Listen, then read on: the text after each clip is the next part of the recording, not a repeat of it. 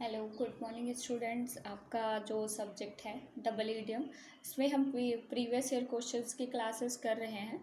ठीक है, तो जिसमें मैं आपको क्वेश्चंस करा रही हूँ। तो लास्ट क्लास में हमने बात करी थी कि जो जल में पाए जाने वाले जो पॉल्यूशंस हैं वो क्या होते हैं, और अगर मतलब जो पॉल्यूशंस होते हैं उनका टेस्टिंग कैसे करते हैं। तो लास्ट क्लास में मैंने आपको फिजिकल टेस्ट के बारे में बताया था और बात कर रहे थे हम किसके, केमिकल टेस्ट की। ठीक है, तो केमिकल टेस्ट में मैंने आपको दो चीज़ें बोला था। एक मतलब पिछले क्लास में मैंने अस्टेबल इम्प्योरिटी, मतलब कि जो आपकी अस्थायी कठोरता होती है, ठीक है, या इसे टेम्परेरी हार्डनेस बोलते हैं। अस्थायी कठोरता में मैंने आपको ये बताया था कि इसमें क्या होते हैं, कैल्शियम और मैग्नीशियम के कार्बोनेट जो होते हैं, कार्बोनेट कंपोनेंट ऐड हो जाते हैं। ठीक है, तो अस्थायी कठोरता को दूर करना इजी होता है। इसको हम सिंपल उबाल कर ब्लीचिंग पाउडर या फिर फिटकेरी वगैरह का यूज़ करके इसको दूर किया जा सकता है। ठीक है, उसके बाद अब बात आती है स्थायी कठोरता की। देखिए, जो स्थायी कठोरता होती है सबसे ज़्यादा प्रॉब्लम यही होता है, क्योंकि कुछ तो ऐसे केमिकल होते हैं जो हमें सिंपल टेस्टिंग में पता भी चल जाते हैं, बट कुछ केमिकल्स ऐसे होते हैं, जैसे अगर आपने जापान का केस पढ़ रखा है।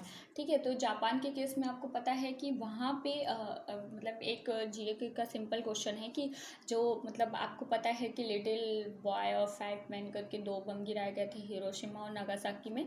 तो उसमें जो प्लूटोनियम है ना, प्लूटोनियम, अगर आप वो देखेंगे जो रेडियो एक्टिव मटेरियल्स है तो उसमें आपको दिखेगा कि प्लूटोनियम भी होता है। यही यूज़ करा गया था। और आपको पता है कि ये क्या है, एक रेडियो एक्टिव एलिमेंट है। तो जब ऐसे एटॉमिक मतलब वो अटैक्स होते हैं, तो जो आपका यही जो रेडियो एक्टिव एलिमेंट है, ये आपके जो जो हमारे वाटर होता है, ये आपको पता है कि ग्राउंड पे वाटर होता है, जिसे हम क्या करते हैं, मतलब जो आप पंप डालते हैं या मोटर वगैरह डालते हैं, एक्चुअल में इसी पानी को क्या करते हैं, जो हैंड पंप या नल के थ्रू बाहर निकालते हैं। ठीक है, तो ये जो रेडियो एक्टिव किरणें हैं वो जाके पानी में घुल जाती हैं, और एक बार ये पानी में सॉलेबल हो गई तो आप इसे किसी भी मेथड से नहीं निकाल सकते हैं। So this is a very dangerous. ठीक है, तो इसी वजह से जब आप माइनिंग वगैरह करते हैं तो ध्यान, मतलब जो गवर्नमेंट होती है जल्दी वह ऐसे एरियाज़ पे माइनिंग करने की अनुमति नहीं देती है जहाँ की कई किलोमीटर के रेंज में लोग रहते हैं, क्योंकि अगर आपके एक बार भी जो रेडियो एक्टिव है अगर वो वाटर में सॉल्युबल हो गया तो आप नहीं उसको एलिमिनेट कर सकते हैं। ठीक है, अब हम बात कर रहे थे स्थायी कठोरता क्या होती है। तो देखिए, स्थायी कठोरता में होता है, इसमें कैल्शियम मैग्नीशियम के सल्फेट। ठीक है, अगर सल्फेट की बात करते हैं तो क्या हो जाएगा, CaSO4 या MgSO4। ठीक है, सल्फेट और इनके क्लोराइड, मतलब CaCl2 हो गया या MgCl हो गया। आप इनके केमिकल फार्मूलाज भी लिख दीजिएगा, या नाइट्रेट हो गया। ठीक है, मतलब CaNO3 या MgNO3। ठीक है, तो ये जो है होती हैं वो सारी स्थायी कठोरता में होती हैं। मतलब अगर हम बात करें कि स्थायी कठोरता क्या होती हैं, तो जो जल में कैल्शियम, मतलब कैल्शियम और मैग्नीशियम के क्या हो, क्लोराइड हो, या इसके क्या हो, सल्फेट हो। ठीक है, या क्या हो, इसके नाइट्रेट हो। आप इसका केमिकल फार्मूला लिख दीजिएगा।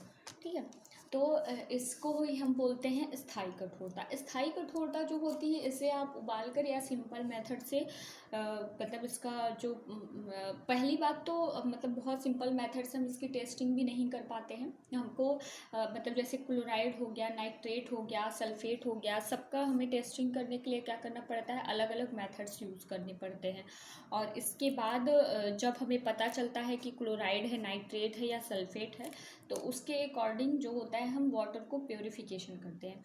अब यहाँ पे लिखा हुआ है प्रोसेस क्या होता है। ठीक है, तो प्रोसेस भी यही होता है, मतलब जैसे आपके पास प्योर वाटर है कोई, ठीक है, प्योर वाटर है, उसको हम एक मतलब मिनिमम मात्रा में लेके, जो स्टैंडर्ड है उस मात्रा में लेकर साबुन का क्या करते हैं, घोल बना लेते हैं। ठीक है, साबुन का घोल बना लेते हैं, फिर इसमें जो भी वाटर है हमें टेस्ट करना है। ठीक है, जिस वाटर का हमें टेस्टिंग करना है, इसे उस वाटर में डालकर और 5 मिनट तक हम क्या करते हैं, उसको खूब हिलाते रहते हैं। ठीक है, जैसे मान लीजिए आप यहाँ पे डायग्राम भी बना दीजिएगा। जैसे मैंने यहाँ पे डायग्राम तो नहीं बनाया है, आप क्या करिए, सिंपल एक क्या दिखाइए, मान लीजिए कोई भी हमारे पास क्या है, बकेट जैसा है, इसमें क्या है, हमने पहले प्योर वाटर लिया, ठीक है। उस पे बाद हम इसमें क्या ऐड करेंगे, कोई भी डिटर्जेंट डाल देते हैं, ठीक है। डिटर्जेंट डालने के बाद जो वाटर है, जैसे मान लीजिए ये ए है, ये क्या है, बी वाटर है, इसी का हमको क्या करना है, टेस्टिंग करना है, ठीक है। इसी जो टेस्टिंग करने वाला वाटर है, इसको हम क्या करेंगे, इसमें ऐड कर देंगे। उसके बाद इसको क्या करते हैं, खूब इसको हाथ में लेके आप हिलाते रहिए, ठीक है। जब 5 मिनट तक आप हिलाएंगे और उसके बाद देखेंगे तो जो थोड़ी देर बाद जो साबुन का मतलब जो झाग है, फैक्टर, ये क्या होता है, हार्ड हो जाता है। क्योंकि आपको पता है, जब आप देखते होंगे, आप नॉर्मल अपने घर के वाटर्स में, जैसे कि आप जब साबुन डालते हैं तो आप देखते होंगे कि जो साबुन के बुलबुले होते हैं काफ़ी बहुत ही ज़्यादा हल्के होते हैं, ठीक है। जब आप पहले डालते हैं, तो जब पहले डालते हैं तो देखते होंगे बहुत हल्का होता है। जब आप उसमें जैसे कपड़े वगैरह डाल देते हैं, जो कि क्या हो, मान लीजिए उसमें मिट्टी है, तो यही जो साबुन के जो बुलबुले आप झाग देखते हैं, ये क्या करते हैं, जो आपके कपड़े में जो भी गंदगी होती है, मतलब जो भी मिट्टी होती है, उसको क्या करते हैं, एब्जॉर्व कर लेते हैं। और जब उसको एब्जॉर्व कर लेते हैं तो ये क्या हो जाते हैं, भारी हो जाते हैं। और आप देखते होंगे कुछ देर में आपके जो मतलब जो इस बकेट में आपने कपड़ा डाला होगा, उसमें उतना ज़्यादा झाग नहीं रह जाता जितना आपने पहले देखा होगा। क्योंकि क्या हो गया, उसका जो वेट हो गया वो बढ़ गया, क्योंकि उसने क्या किया है, मिट्टी को एब्जॉर्व कर लिया अपने अंदर। और जब एब्जॉर्व कर लेता है तो जाकर क्या होता है, नीचे बैठ जाता है। इसी वजह से जो आपके कपड़े हैं वो क्या हो जाते हैं, क्लीन हो जाते हैं। अब जितना, जैसे कभी कभी होता है ना कि घरों में जब कुछ बहुत ज़्यादा गंदा कपड़ा हो तो बोलते हैं ना कि जो पानी है उसको गर्म करके डाल दो, ठीक है। तो जल्दी से, तो जब आप गर्म पानी में डालते हैं ना, तो वो जो डस्ट होता है कपड़ों से बहुत जल्दी निकल जाता है। और जो आपके ये झाग होते हैं, यही क्या करते हैं, उस डस्ट को एब्जॉर्व कर लेते हैं। और जब एब्जॉर्व कर लेते हैं तो उनका वेट क्या होता है, बढ़ जाता है। और ये क्या करते हैं, तली में जाके नीचे बैठ जाता है, ठीक है। तो इस तरीके से हम उसको क्या करते हैं, क्लीन करते हैं।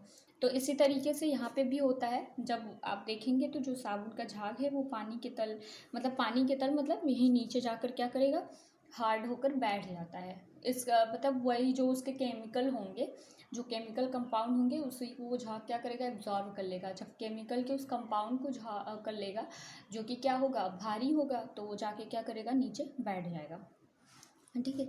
इसके अलावा जो पेयजल की कठोरता होती है, इसे 5 to 8 डिग्री या 200 ppm से अधिक नहीं होनी चाहिए, ठीक है। मतलब इतना है। उसके बाद ये है नॉर्मल प्रोसेस। इसमें क्या होता है, हमें क्लोराइड का जो परीक्षण होता है नहीं होता है। जो क्लोराइड होता है इसका परीक्षण हम अलग से करते हैं। देखिए, क्लोराइड टेस्टिंग में क्या होता है, एक है सिल्वर नाइट्रेट और पोटेशियम क्रोमेट का मिक्सचर क्या करते हैं, गंदे पानी में मिला दिया जाता है। मान लीजिए ये क्या है, आपके पास वाटर है, ठीक है। इस वाटर में हमें इसकी हार्डनेस को चेक करना है, या इसमें हमें मान लीजिए क्लोराइड केमिकल का परीक्षण करना है। सिल्वर नाइट्रेट होता है AgNO3, ठीक है। और पोटेशियम क्रोमेट होता है K2CR4 ऐसे कुछ करके होता है शायद, ठीक है। तो पोटेशियम क्रोमेट जो होता है, इसको क्या करेंगे, आप इसमें डाल देंगे। डालने के बाद इसे मिला देते हैं। फिर इसे क्या करते हैं, खूब हिलाते हैं। और अगर हिलाते हिलाते आप देखते हैं इसका जो पानी का जो कलर होगा, अगर वो रेडिश हो जाता है, रेड हो जाता है, तो इसका मतलब उसमें क्लोराइड के कंपोनेंट हैं। अगर रेड नहीं होता है तो इसका मतलब उसमें क्लोराइड नहीं है, ठीक है। तो इस तरीके से हम क्लोराइड का टेस्टिंग करते हैं। तो यहाँ पे मतलब मैंने आपको जो भी केमिकल और फिजिकल 2 तरीके के टेस्टिंग बता दिए हैं, ठीक है। इसके अलावा जैसे वहाँ पे मैंने बताया था अस्थाई में कि आप क्या क्या यूज़ कर सकते हैं, और केमिकल में ये बता दिया। इसके अलावा जैसे अगर आप और जैसे ही मतलब अगर जो वाटर होता है, जो उसका pH होता है वो 8 या 8.5 के आसपास होता है, तो वो जो वाटर होता है उसे वो पीने के योग्य नहीं होता है। मतलब उसे भी क्या करते हैं, गंदा पानी ही बोलते हैं, मतलब इम्प्योर वाटर ही होता है, ठीक है। तो वाटर की जो टेस्टिंग होती है बहुत ज़रूरी होती है। इसलिए टाइम टू टाइम पे, वैसे इतना करप्शन है, ये सब प्रोसेस होते तो नहीं हैं, बट ऐसा गवर्नमेंट का रूल है कि जो हर एरिया के जो वाटर हैं उनको टाइम टू टाइम क्या करना है, हर 3, 4 या 6 आफ्टर 6 मंथ उनके सैंपल्स को कलेक्ट करके टाइम टू टाइम पे उनका टेस्टिंग करना होता है कि जो भी वाटर है उसमें कोई ऐसे केमिकल कंपोनेंट्स, इवन जब बारिश होता है या कभी बाढ़ आता है, ठीक है। तो आपको पता है कि जब बारिश होती है तो एक तो उसमें जो होता है एसिड की मात्रा, या ऐसे अभी तो हम एसिड रेन की बात कर रहे हैं, और भी ऐसे बहुत सारे केमिकल्स कंपोनेंट होते हैं। इसके अलावा अगर जैसे कभी भी बाढ़ वगैरह आ जाती है, ठीक है, तो जब आप बाढ़ वगैरह आती है तो आपको पता है कि वो क्या होता है, बहुत जगह से एरिया से जो वाटर होता है वो कहीं पे आ जाता है, ठीक है। मतलब जो होती है बहुत ज़्यादा मात्रा में पानी आता है। जब पानी आता है जैसे कि समुद्र वगैरह का ही मान लीजिए, या किसी नदी में ही बाढ़ आए, तो नदी में आपको पता है कि बहुत सारी ऐसी केमिकल एक्टिविटीज़ हमेशा होती रहती हैं, जैसे कि मछली पकड़ने के लिए वो मतलब मछलियों का दाना डालना या कुछ ऐसे उसमें खुद ही जानवर रहते हैं जो केमिकल्स को रिलीज़ करते हैं। तो क्या है, जब भी बाढ़ आता है तो वो आपके जो पीने वाला पानी होता है उसमें सब में वो वाटर क्या होता है, मिक्स हो जाता है। इवन जब वो पानी क्या होगा, मतलब आपका जो पानी होगा, जो ऐसे पेड़ पौधे वाला एरिया जो वहाँ पे रहा होगा, एक टाइम के बाद वो भी क्या करेगा, उसको एब्जॉर्व कर लेगा ज़मीन के अंदर। तो इस वजह से जब भी बाढ़ वगैरह आता है तो वहाँ पे वाटर की टेस्टिंग करना बहुत ज़रूरी होता है। तो यही सब चीज़ें आप डिस्क्राइब कर सकते हैं, ठीक है। तो ये यहाँ पे ख़त्म होता है। तो वाटर पोल्यूशन में जो भी जितनी भी चीज़ें थी मैंने आपको बता दिया था। एक तो ये हो गया, इसके अलावा मैंने एक क्वेश्चन आपको कराया था कि जो वाटर है ना, उसमें मतलब हैवी मटेरियल्स क्या होते हैं, वो सारा उसमें क्या इफेक्ट, जैसे जिंक हो गया, लेड हो गया, इन सब का क्या इफेक्ट पड़ता है।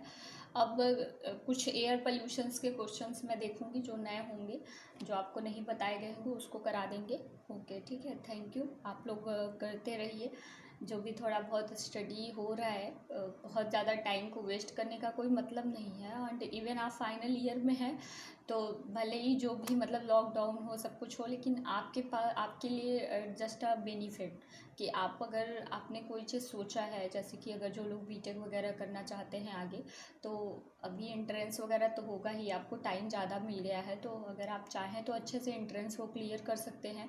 इसके अलावा जिनका जो भी अपना गोल जिन्होंने भी सेलेक्ट कर रखा हो, जिन्होंने प्रिपरेशन वगैरह में जाना है, आप लोग अपना सिलेबस वगैरह देख सकते हैं, क्योंकि बस एग्ज़ाम्स होंगे, इसके बाद तो आप लोग फाइनली पास आउट ही हो जाएंगे। और पास आउट होने के बाद आपको तुरंत, अब ऐसा है नहीं कि आप घर पे बैठिए फिर सोचेंगे, इसलिए अभी से अपना जो भी आपका डिसाइड है, जो लोग प्राइवेट जॉब ही करना चाहते हैं तो अपना इस टाइम पे फ्री हैं आप, how to make your personality development, आप इंग्लिश कम्युनिकेशन सीख सकते हैं। So just make a creative life, ठीक है। 24 आवर्स होते हैं, आप लोग सभी बोर हो रहे हैं because you don't have any creative ideas. अगर आप अपने ऊपर वर्क करेंगे तो आपका टाइम बहुत अच्छे से स्पेंड होगा and you don't feel boring. Okay, thank you.